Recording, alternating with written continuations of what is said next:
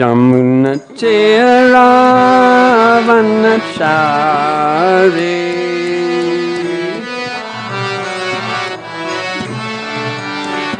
Jamunatiravanachari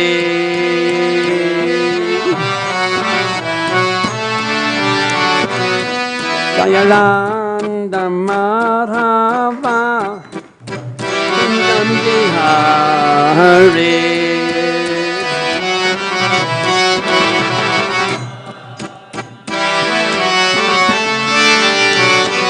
Jayalanda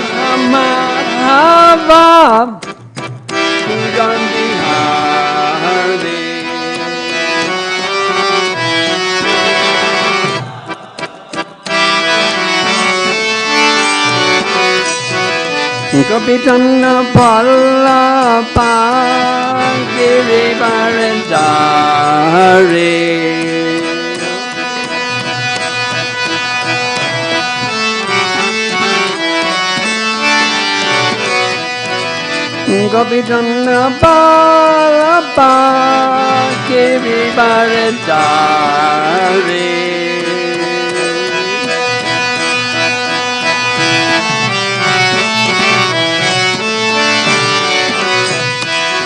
Sassonanandana Rajajanaranjana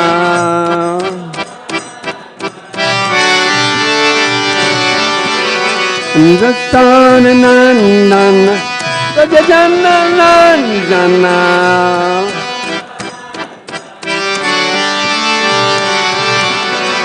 Jamunatiravanachari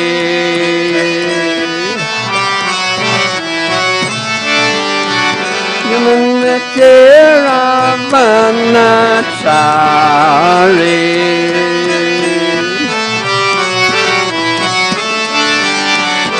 Jayalana Madhava Hari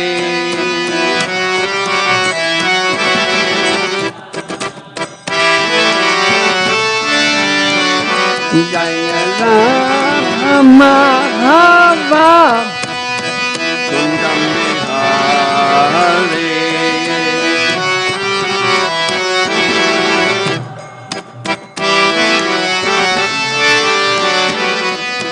Krishna Hare Krishna Krishna Krishna Hare Hare Hare Rama Hare Rama Rama Rama Hare Hare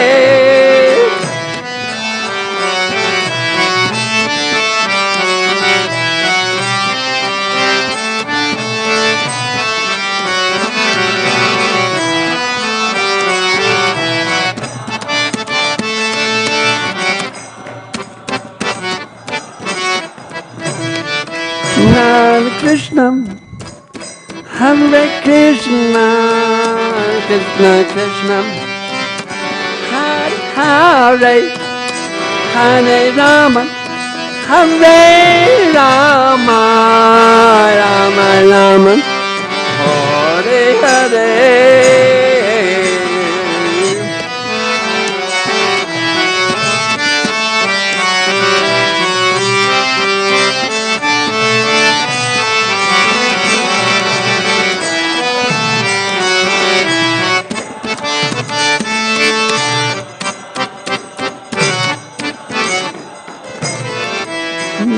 Hare Krishna, Hare Krishna, Krishna Krishna, Hare Hare, Hare Ram, Hare Ram, Ram Ram, Hare Hare.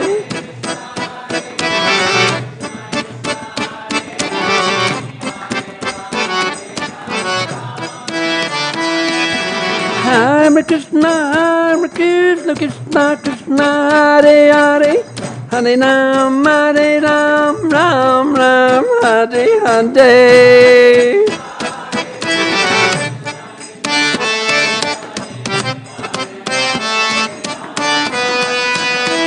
Hare Krishna, Hare Krishna, Krishna Krishna, Hare Hare, Hare Rama, Hare Rama, Rama Rama, Hare Hare.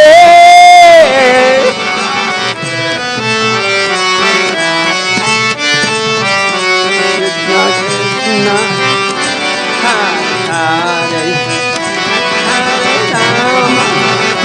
Hare Rama, Rama Rama, Hare Hare. Gaura Premanande.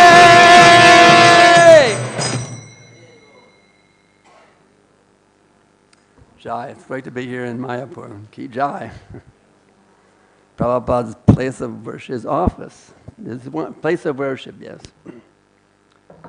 So, I've been asked to speak on this Bhagavatam verse and say a few words about Narahari Sarkar. But when I did a little research in Narahari Sarkar, I said a few words? You must be kidding. This is a very powerful Vaishnava Acharya. I can't step on his head and jump straight into Bhagavatam. I did a little research and I found amazing things about this great personality, Narahari Sarkar. So I just share with you something I've found from my little research. Amazing personality.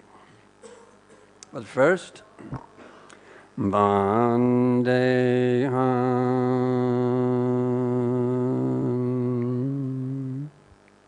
Shri Guru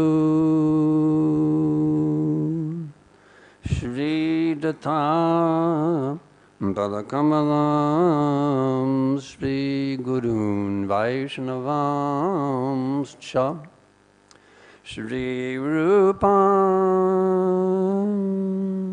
Sagrajatam Sahagana Raghunathan Vitam Tam Sajivam Sadaitam Savadutam Parijana Sahitam Krishna Chaitanya Devam Shri Radha Krishna Padam Sagana Lalita Shri Vishakam Vitam Cha Namam Vishnu Padaya Krishna Preshtaya Bhutale Srimate Bhakti Vedanta Svaminiti Namine Namaste Sarasvate Deve Gauravani Pracharine Nirvishesha Shunyavadi Paschatnyadishatarine. We sing in the Gora Arti. Maradi Adi Korvi Chamaradulaya. So it's beginning with Narahari, you see. There's a whole list of Vaishnavas, but Narahari Adi, he's named as the number one. Narahari, and Narahari Adi, beginning with him. So just see how important it is. A big list of Vaishnavas, but they say beginning with Narahari, that's how they're listed, you see. So just see how big a Vaishnava he is. We have to go to the lotus feet of the Vaishnavas to approach Bhagavatam, not step on their heads, you see. So going to the lotus feet of Narahari Sarkar, we can then approach Bhagavatam. So a little bit more I found about him. He was born at Sri Khanda, and Krishnadas Kaviraj Goswami describes the residents of Sri Khanda forming a branch of the desired tree of love of God. They were all big branches of the merciful tree of Chaitanya Mahaprabhu. They distributed fruits and flowers of love of God anywhere and everywhere. And this is also mentioned, he's also mentioned in Chaitanya Charitamrita. We can look at that verse real quick. The purport mentions here, Sri Mukunda Das was the son of Narayana Das and the eldest brother of Narahari Sarkar. So he's mentioned here, and also it mentions, let's see Narahari Das Thakur was a very famous devotee. Lochan Das Thakur, the celebrated author of Sri Chaitanya Mangala, was his disciple. Just say a very big Vaishnava. In the Chaitanya Mangala, it is said that Sri Gadadhar Das and Narahari Thakur were extremely dear to Chaitanya Mahaprabhu. But there is no specific statement regarding the inhabitants of that village. So he's up there with Gadadhar, very, very close intimate of Chaitanya Mahaprabhu. And here's an interesting leela of Nityananda and Narahari Thakur. One day, Nityananda Prabhu arrived at Srikanda and said to Narahari, "All right, we know who you are. So where's the honey?" Madhu? He called him Madhu. In Krishna Leela, Narahari is the Sakti Madhumati whose service is to supply honey for Sri Sri Radha Govinda and their associates. So what did Narahari Thakur do? He immediately went to the nearby pond and filled up a pot with water, and it turned into honey immediately. Just see. The most nectarian type of honey, Nityananda and his associates drank from the pot to their full and unlimited satisfaction. Narahari Das Thakur was a very famous devotee. Lochan Das Thakur, the celebrated author of Chaitanya Mangala, was his disciple. In Chaitanya Mangala, it is stated that Gadadhar Das and Narahari were extremely dear to Chaitanya Mahaprabhu. And then Lochan Das Thakur was a very dear disciple of Narahari Thakur. In his book Chaitanya Mangala, he introduced his guru in this way. My Thakur, spiritual master, is Sri Narahari Das Thakur, is a very influential amongst the medical caste. He is continuously absorbed in Krishna Prema, and in fact his body knows nothing but Krishna. To his followers, he speaks about nothing other than love of Krishna. He was previously known in Vrindavan Leela as Madhumati. It was a storehouse of sweetness, honey, and very dear to Radharani. Now he is present in Kala Yuga with Sri Gaurasundar as Sri Narahari. He is the keeper of the storehouse of love of Radha and Krishna. So, you see why I didn't want to jump over his head and bump him in the Bhagavatam, you see. We went to the lotus feet of Sri Narahari Thakur. As blessed, as Sri Prabhupada has blessed us through Prabhupada's lotus feet to access Sri Narahari Thakur. So now we'll go to Bhagavatam. See, we're in 3:11:38, okay. 3:11:38.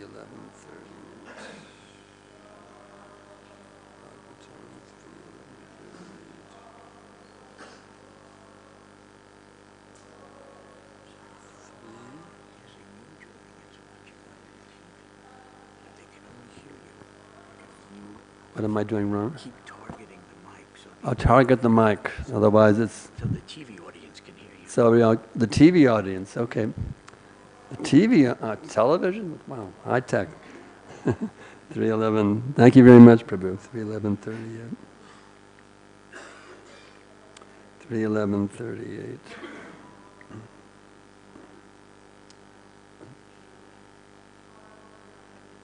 The 11:38. Let's see if I got it. 11. Oh, that's 36. We got a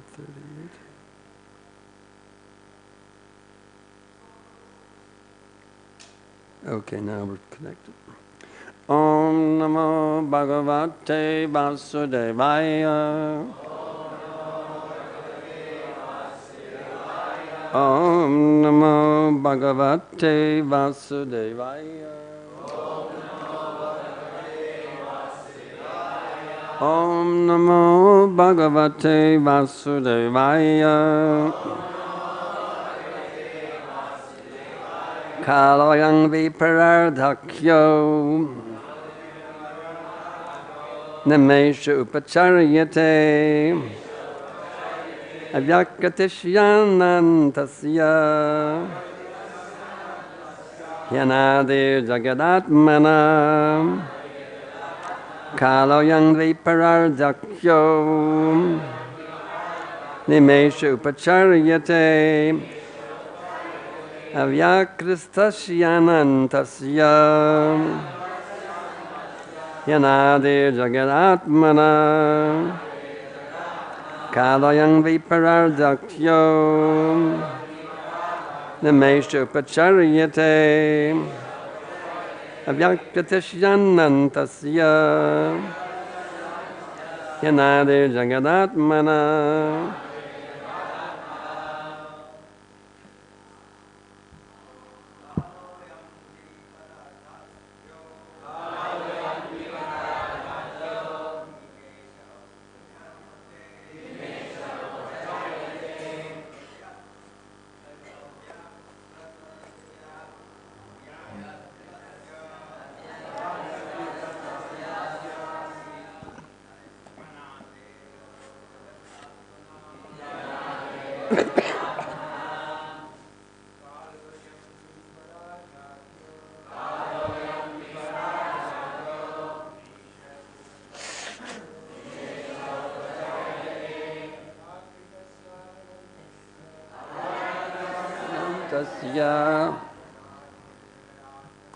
anāder jagat-ātmanaḥ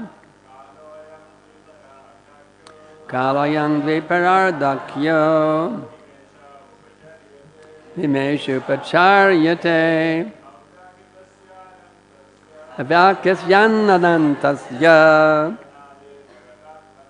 anāder jagat-ātmanaḥ. Ladies, kālo dvi-parārdhākhyo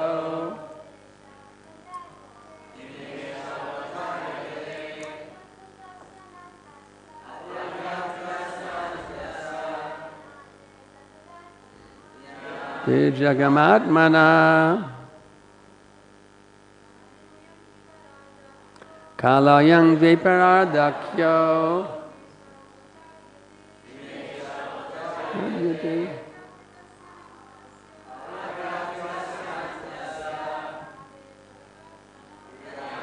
jagat-ātmanaḥ kālo dvi-parārdhākhyo nimeṣa upacaryate avyākṛtasyānantasya anāder jagat-ātmanaḥ. Kāla, eternal time. Ayam, this, as measured by Brahma's duration of life. Dvi-parārdha-ākhyo, measured by the two halves of Brahma's life. Nimeṣa, less than a second. Upacaryate is so measured. Avyākṛtasya, of one who is unchanged. Anantasya, of the unlimited. He, certainly. Anādeḥ, of the beginningless. Jagat-ātmanaḥ, of the soul of the universe. Translation and purport by our most beloved Srila Prabhupada. The duration of the two parts of Brahma's life, as mentioned above, is calculated to be equal to one nimeṣa, less than a second, for the Supreme Personality of Godhead, who is unchanging and unlimited and is the cause of all causes of the universe. Purport. The great sage Maitreya had given a considerable description of the time of different dimensions, beginning from the atom up to the duration of the life of Brahma. Now he attempts to give some idea of the time of the unlimited personality of Godhead. He gives just a hint of his unlimited time by the standard of life of Brahma. The entire duration of the life of Brahma is calculated to be less than a second of the Lord's time. It's explained in the Brahma-saṁhitā 548 as follows. Yashjaya-kanishmasita-kalamatavalamphya jivanti loma velaja jagadandanathā Vishnur mahansa yasha kala vishesho govindamadi purusham tamaham bhajami. I worship Govinda, the Supreme Personality of Godhead, the cause of all causes, whose plenary portion is Mahavishnu. All the heads of the innumerable universes, the Brahmas, live only by taking shelter of the time occupied by one of his breaths. The impersonalists do not believe in the form of the Lord, and thus they would hardly believe in the Lord sleeping. Their idea is obtained by a poor fund of knowledge. They calculate everything in terms of man's capacity. They think that the existence of the Supreme is just the opposite of active human existence, because the human being has senses. Supreme must be without sense perception, because the human being has a form. Supreme Lord must be formless, and because the human being sleeps, the Supreme must not sleep. Srimad Bhagavatam, however, does not agree with such impersonalists. It is clearly stated herein that the Supreme Lord rests in Yoga Nidra, as previously discussed. And because he sleeps, naturally he must breathe. And the Brahma-saṁhitā confirms that within his breathing period, innumerable Brahmas take birth and die.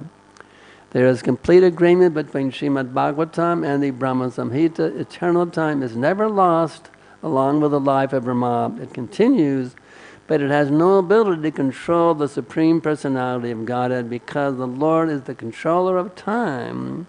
In the spiritual world there is undoubtedly time, but it has no control over activities. Time is unlimited, and the spiritual world is also unlimited, since everything else there exists on the absolute plane. Yeah, this lifetime Brahma is pretty amazing. We can calculate it from the yugas. Just like this Kali Yuga, but at 432,000 years, right? And the previous Dvapara Yuga, it's double, 864,000 years. And then you add another 432 to the Treta Yuga, you come out with 1,296,000 years. And add another 430 to that, you come up 1,728 years in the Satya Yuga. So, you add that all together, it comes to 4,320,000 years. And you double that to 8,640,000 years times 1,000, and that's 1 day of Brahma. So it's pretty amazing if you try to calculate Brahma's life, and it goes beyond trying to figure it out. We just take Prabhupada's very nice statement, 311 trillion 40 billion years, that's Brahma's lifetime. And to think that these are just less than a second of Krishna's time. They're within 1 second. In other words, it's like boom, boom, boom, boom, boom, boom, boom, Brahma, birth, There's thousands of billions of Brahmas being born and died. Within less than a second, a Brahma is born and dies. Less than boom, boom, boom, boom, boom, boom, boom, boom, boom. You see? And how many, of course we know, we've always heard, there's the 4-headed Brahma, the 40-headed Brahma, the 4-headed Brahma, the 4,000-headed Brahma, on and on and on. How many universes are there? Anybody count them lately? Well, there's unlimited. Can you imagine an infinite number of universes? How many Brahma's heads there must be in those bigger universes? It's actually inconceivable for our teeny-weeny little brains, but it's out there.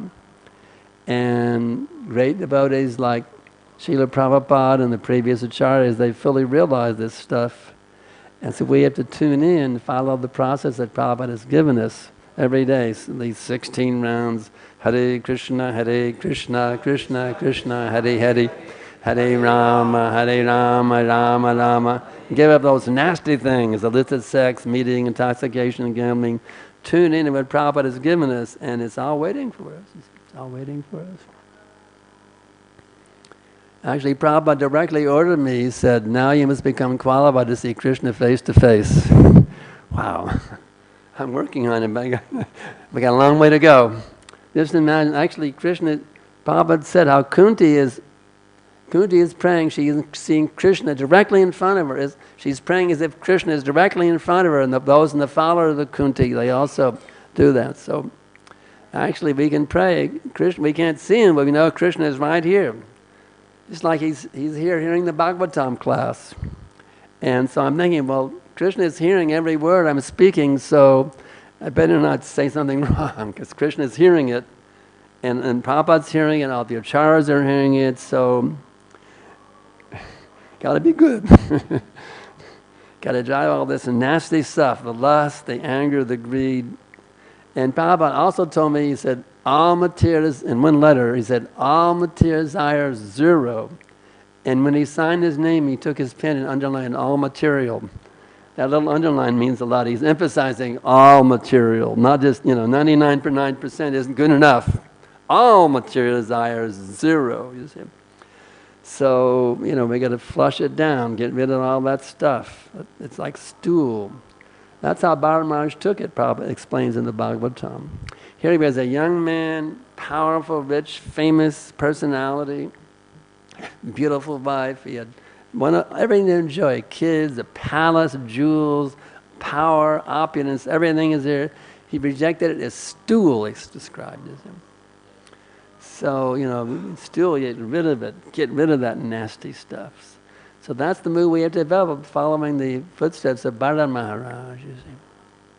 Just imagine the whole earth planet was under his rule. Can you imagine? The whole earth planet, not just a little kingdom, the whole planet, named after him, Bharatvarsh.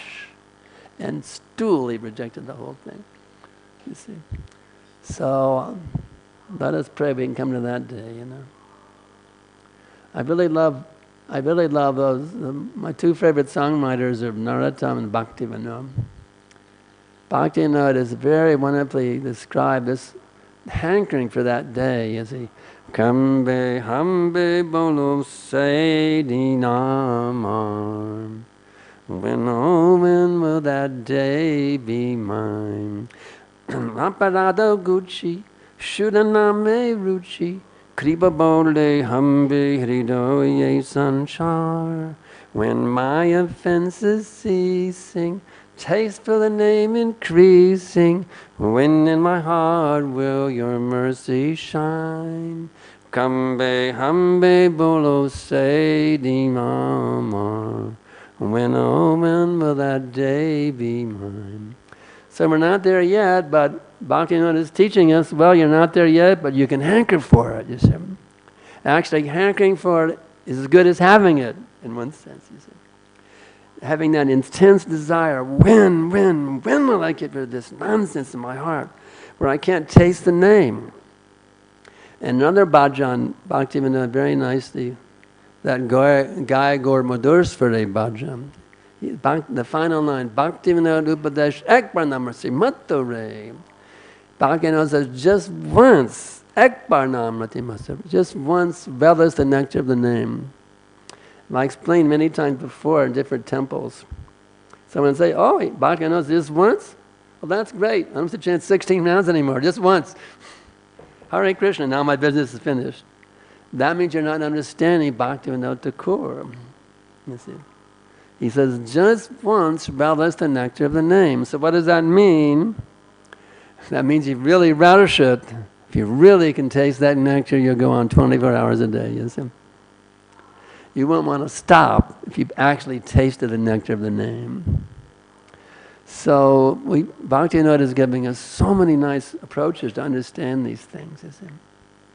We have to learn how to relish that nectar of the name. Why is it the name so sweet, one could ask? It's just 2 syllables, right? What's the big deal? 2 syllables, Krishna. You could say, you could say apple, it's 2 syllables. What's the big deal? 2 syllables, Krishna. What's the big deal? Why you Hare Krishna makes this a big deal, There's so many songs. Mary had a little lamb. Why Hare Krishna, Why do you have a whole movement, Hare Krishna movement? Are you guys nuts or what's going on here? Well, this is not ordinary sound vibration. The Supreme Lord, the source of all existence, is having transcendental pastimes in Goloka Vrindavan right now with the gopis, the gopas, the cows, the peacocks, the Jamuna, unlimited nectarian pastimes. That Supreme Lord has packed himself, all of his pastimes, all of his associates, the river Jamuna, it's all there packed tightly in Krishna to make it more accessible. Radharani is there in Hare, you see. I can never forget the most enlivening lecture Prabhupada gave in Varnashtami. He said, we should pray to Radharani in this way, Prabhupada says, my dear mother Radharani, Please tell about me to your Krishna, you see. So we get Radharani on your side, you're in good shape. You see. You're in very good shape, you see. I get Radharani, get on Radharani's side, yeah. So that's why you say, hooray. We want to get Radharani's blessings to approach Krishna. You see, Hare Krishna, you see.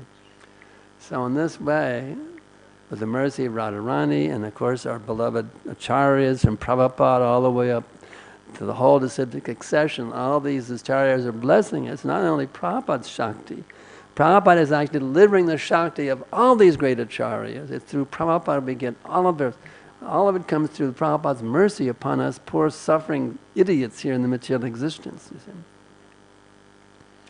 So in this way, it's all packed there in Hare Krishna, Krishna Krishna, Hare Hare, Hare Rama, Rama Rama, Hare Hare.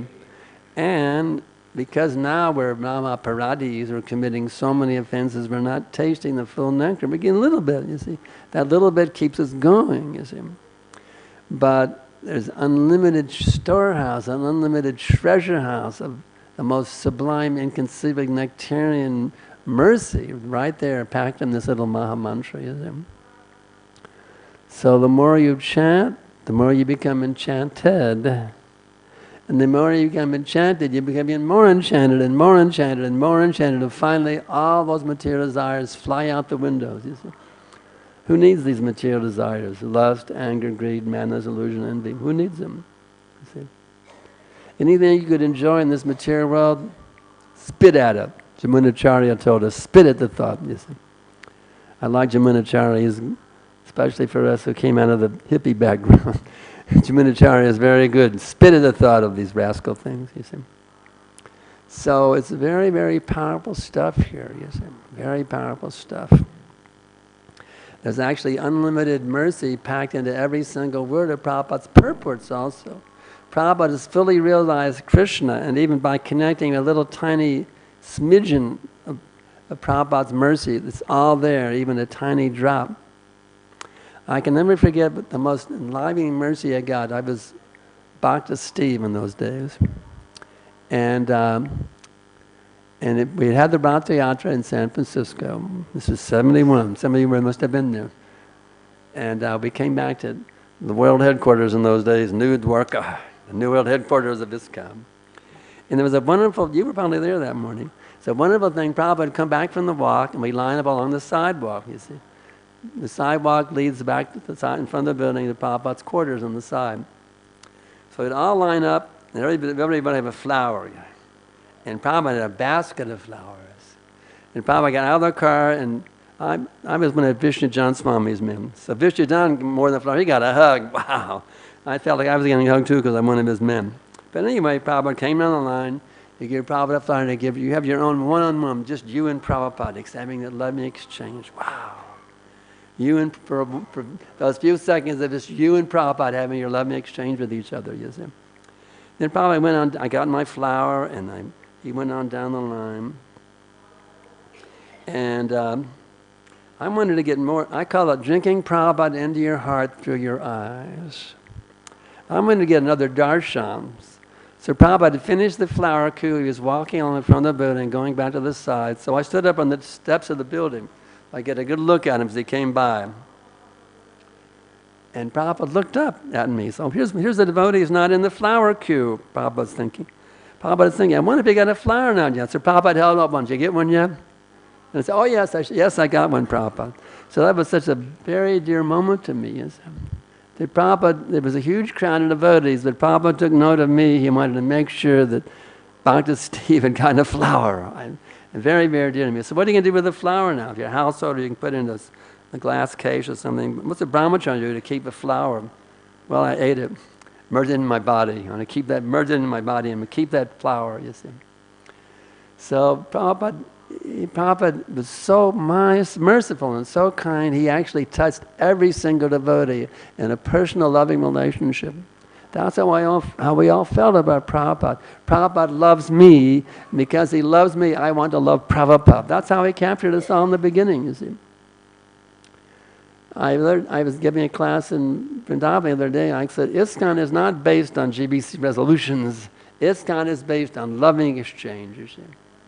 That's what it's all based on, the dati-parārdhākhyo in the Nectar of Instructions. It's all based on those loving exchanges, you see. Those hippies in the Lower East Side, they met this Swamiji, and he was amazing.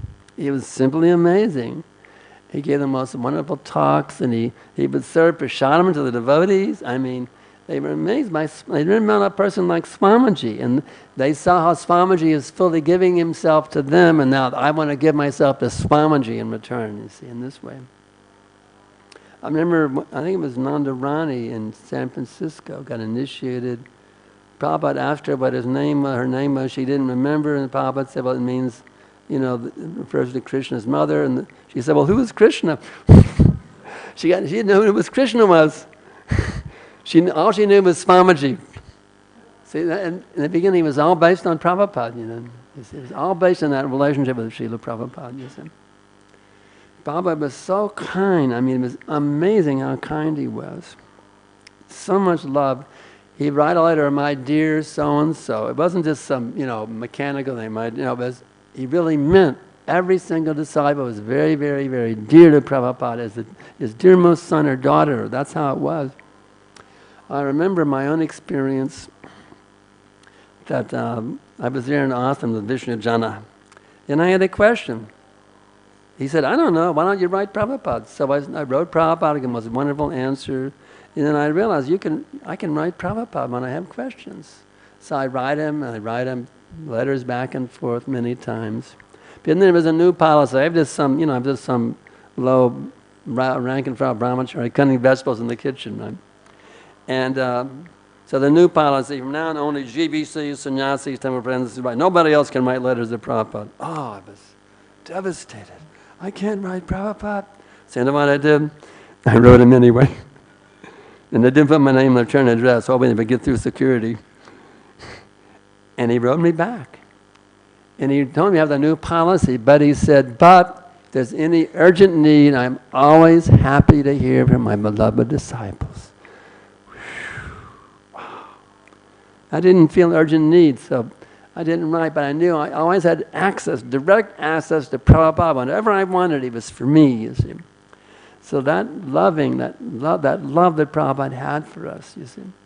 Every one of us, not just the big leaders, every single rank and file devotee, Prabhupada cared about us more than anything else. That's how he gave us your love, and that's how we got captured by him, you see. And his love is packed in every purport, in every word, in every instruction. Prabhupada's love permeates every aspect of ISKCON. So we just have to learn how to feel and connect with that love that Prabhupada is giving us and reciprocate with it. If there's any questions, we can open it up. Or if there's none, I can keep. Yes.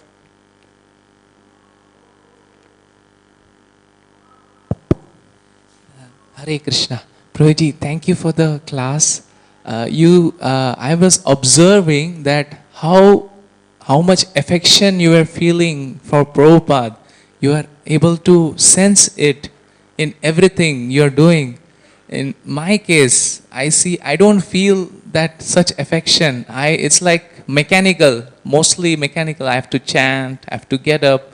This feeling of this affection for Prabhupada, it's not. I'm unable to sense it.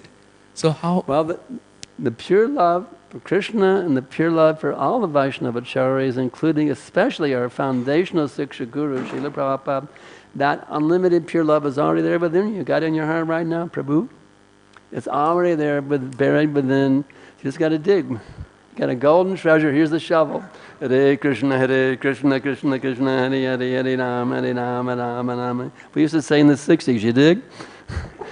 So you dig for it, you see, dig for it, and it's there. You have unlimited love for Krishna, for Prabhupada, for Lord Chaitanya, all these great personalities, they're all full manifestations of Krishna's mercy. And by this chanting process, even mechanically, you keep doing it long enough, it'll come back, you see. Prabhupada gives a nice example in this connection about mechanically and then becomes natural, how mechanical becomes natural. It gives the example of that formerly in the Indian system, a little girl be married a little boy. But they didn't even know what, they had no sex attraction whatsoever. But the little girl be given some foodstuffs to take, here, go serve your husband. Doesn't mean, husband and wife, doesn't mean anything to her. Boy and girl, nothing. But she's serving prashadam to her husband. And then finally, when the body comes to a certain stage, that natural attraction is there. So in the same way, the natural attraction for Krishna, for Prabhupada, for the holy name, for the deities, for the holy dhams, everything related to Krishna, that natural attraction for all these things is already fully manifest within, but it's buried, you see. So by going through the mechanical process, following the principles, getting up for Mangal Arati, all of these things, they will bring us to that point. And Prabhupada also gives the example in the beginning, Mangal Arati, 4:30 in the morning. Are you kidding? But no, the order is you must get up for Mangal Arati. But after a while, you wouldn't dream of missing Mangal Arati, you see. You get a taste from going to Mangal. It's so sweet. In the early morning hours before sunrise, chanting Gravastikam. I mean, it just becomes so relishable. Who would want to give it up, you see? I couldn't dream of missing Mangal Arati, you see. It becomes like that. So in the same way, that natural affection for Prabhupada, all the acharyas, for other Vaishnavas also, you see. Not just Prabhupada. Prabhupada said, your love for, he said, just like Krishna says, the one who is my devotee, no, he is not my devotee, but the one who is the devotee of my devotee, he is my devotee. So by learning to learn the Prabhupada Anugas, the followers in the footsteps of Srila Prabhupada, the more we can genuinely love every Prabhupada Anuga, that will awaken our love for Prabhupada automatically. You see. So there's many ways to get out of your mechanical level, my mechanical level also. There's many ways to get out of it, and Prabhupada has given it the Navavida Bhakti. There's 9 different ways, you see. So we just have to keep patiently, enthusiastically, determinedly continue with this process year after year, even lifetime after lifetime if necessary. We don't care. We just want to stay plugged into this process of Krishna consciousness no matter what it takes to get back to our original state of Krishna prema. Isn't it? Anything else? Everybody said yes. Thank you, Prabhu. Hare Krishna. We say that by getting enthusiasm, we chanting, distributing books, preaching, everything. So sometimes we have no enthusiasm. So how even enthusiastic? When we get enthusiasm, we are doing everything, preaching, distributing, chanting nicely. But still, when we have no enthusiasm, at that time, how we can manage? That means still, even if I have no enthusiasm, how I can distribute How we can books? keep the enthusiasm?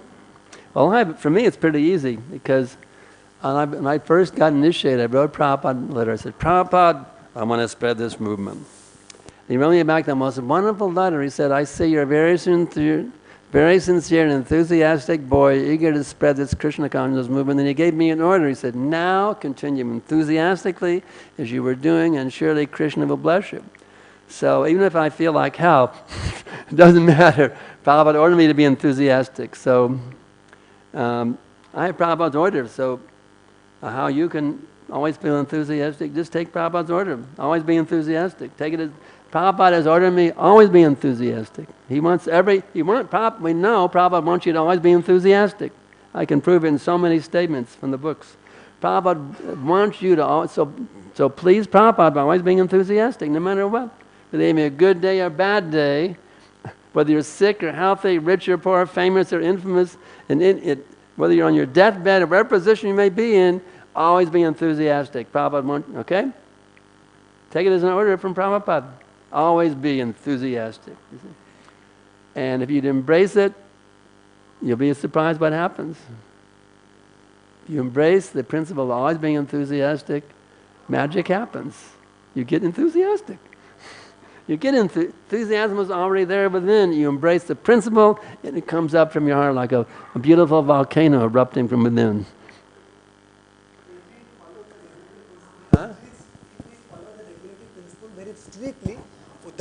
Following strictly will definitely do it. You see, I'm dedicated, whether I feel like it or not, I'm going to follow these principles and chant my rounds, If you just follow the process, the enthusiasm will naturally be enthusiastic to follow the process. Whether you feel like chanting or not, chant anyway. You see, you keep the enthusiasm. Does that make sense? Thank you. Another hand.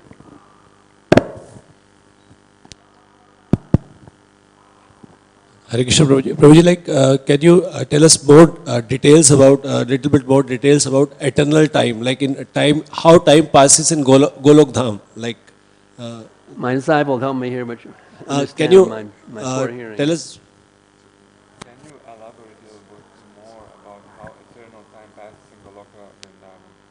The eternal pastimes in Goloka. No, how the eternal time goes in How Vrindavan. eternal time? Oh, how does time function in Vrindavan? Only for fun. It's only for fun. Time can do anything.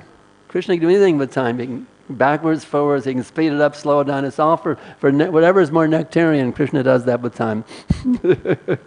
Time I am, Krishna says. So he can do whatever he wants to with it. He can go backwards, forwards, speed it up, slow it down. Whatever he wants to do, Krishna can do. All to make it pleasurable for him and his pure devotees. That's all. That's it. Anything else? Is everybody ready to conquer the world for Prabhupada? Okay, next. Thank you, Maharaj. A really excellent session. I feel I touched by the Srimad Bhagavatam spoken by you. One query from my side, because as a grahastha, okay, I wanted to do lot of things, but there is some limitations that to maintain my family we require Lakshmi, and along with that so many material activities we are forced to do it. So that will be leading into not so complete surrender to the Supreme Lord. You should stay here. So, thank you so much for the class. It touched my heart.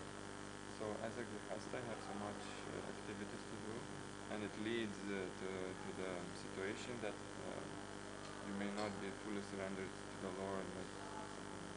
Yeah, Arjuna had the same problem. He was a grihastha, and he was having difficulty surrendering the Lord also. So how did he conquer it? Do whatever Krishna says. That's all. Sarvadam, forget all their duties, take one duty only, fully surrender to Krishna. So whatever your duty is, Arjuna's duty was a warrior. You have to take your grihastha duty, there might be an offer to Krishna with love. And then you're no problem with solved. Take Arjuna as your example. Bhagavad Gita was spoken to a grihastha. Not a brahmacharya, sannyasi, or vana. To a grihastha was spoken. So Bhagavad Gita is also spoken to you by Krishna. You understand? The ladies don't ask questions here. In some places the ladies ask more questions than the men. They show they have more intelligence than men sometimes by asking more questions. But they're silent today. Are you awake out there? Okay, anything else? Yes.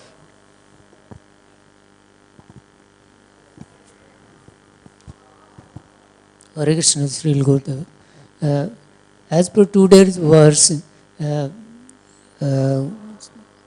it mean Supreme Lord does not want to see even more than 1 second this material world? Does he feel this is disgustful and only see for 1 second and then finish?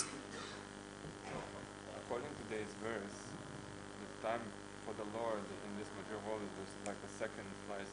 Does it mean that Lord is so disgusted and he doesn't want to see this material world? Krishna takes great pleasure in coming to the material world also, to display his pastimes in Vrindavan. It's an amazing thing, if you think about it. It shows that Krishna can actually, even though this whole universe exists as like bloop for a second, that Krishna can come here and by his power, it becomes just like the spiritual world. He can take his time to do so many things. A little child, pulling the wooden grinding mortar between the twin Arjuta trees, or lifting the Govardhan, or standing in the book of Jamuna as Murli Manohar, playing his flute in the beautiful moonlit night. He can do, within what's only a flip a second for him, actually, he can make it like going on for many years. Krishna has the power to play with time like that. Does that help a little bit? Yes, Gurudev. But in this verse, this particular verse, it says the Supreme Lord spend only 1 second for this material world. After 1 second, the material world is finished. But then, no, it goes through, material world doesn't finish, it goes through cycles of manifestation, non-manifestation of the breathing of Mahavishnu. In and out. Manifested, non-manifested. Goes on. You see. You got to keep the prison house open for all the rascals. Like us. Yes. Anything else? Here we go.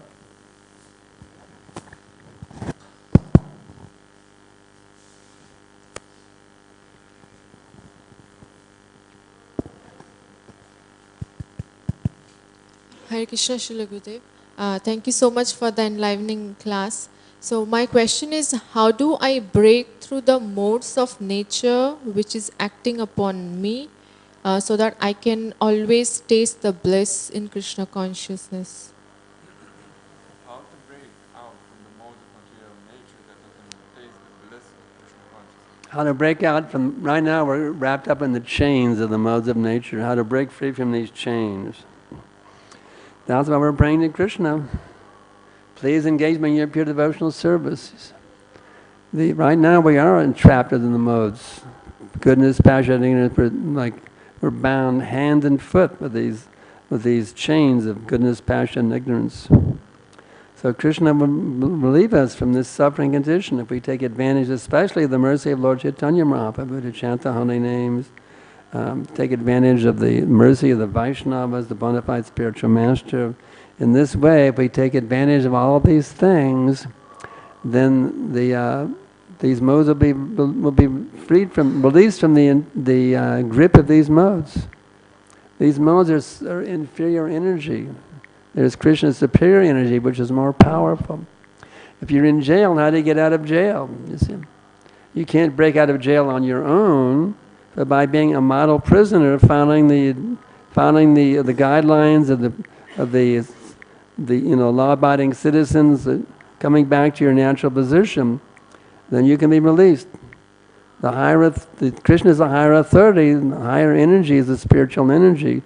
So the material energy becomes weak in comparison to the spiritual energy. So take shelter of the spiritual energy, hooray, and then Krishna. And then the influence of the material nature will wane, you'll be released from it. Okay? Anything else? Everybody had enough? We want to get out early today. Can't stay in this lecture. Let's get out of here quick. Anybody want to end it early? Jai Kavirana Maharaj. Kavichana Maharaj ki jai. I remember him in the old days in Austin. Okay.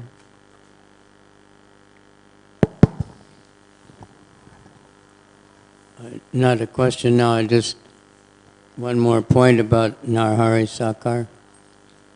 He wrote many songs. He wrote a few books. One of them is very important, but he wrote what's called Gaur Kirtan, songs glorifying Lord Chaitanya. Lord Chaitanya normally would not let anybody sing songs glorifying him, but Narahari Sakar was allowed The only one who was allowed. He was allowed to sing songs glorifying Lord Chaitanya in front of Lord Chaitanya. Wow. Lord Chaitanya would let him do that. Yeah, Lord Chaitanya would very chant special. Vishnu. Very special. You would only hear Narahari Thakur song glorifying him, that's right. Yeah, he would allow him to sing in front of him. Just imagine if we could hear, if they had been recorded, if we could hear those recordings. If he's singing for Lord, wow. Actually, it's available. Become a pure devotee, you can actually hear Narahari Thakur singing those songs of Lord Chaitanya. It's available. Become a completely pure devotee, we can actually tune in those pastimes and relish them. Can you imagine what's waiting for us when we get out of this material consciousness? I'd love to hear those songs also. I'd love to hear them. I'm sure they're up there with Bhaktivinoda and Narottam. is the sweetest, sweetest songs, sweetest songs, you see. Actually, these songs are very beautiful. All these so many. Bhagavad Gita is a song of God, you see. Actually, what is that saying? The spiritual world, the speech is sung, the walking is dancing, you see. Just imagine a place where it's all singing and dancing. Nothing mundane. Singing and dancing. Whole spiritual sky, singing and dancing. Constant, a festival of singing and dancing going on eternally, becoming sweeter and sweeter and sweeter and sweeter and sweeter. 3 minutes left. Any one last question? Or we call it quits a little early today. Anybody want to add a little nectar to the pot? Any more honey to throw in? Thank you, Maharaj, for blessing us with that wonderful information. Anything else? Or we end a little early today. All right. Class dismissed. Hare Krishna. Exactly on time. Exactly 9 o'clock. 30 seconds to go or something. It's 9 o'clock exactly. Huh? All right. My watch is slow.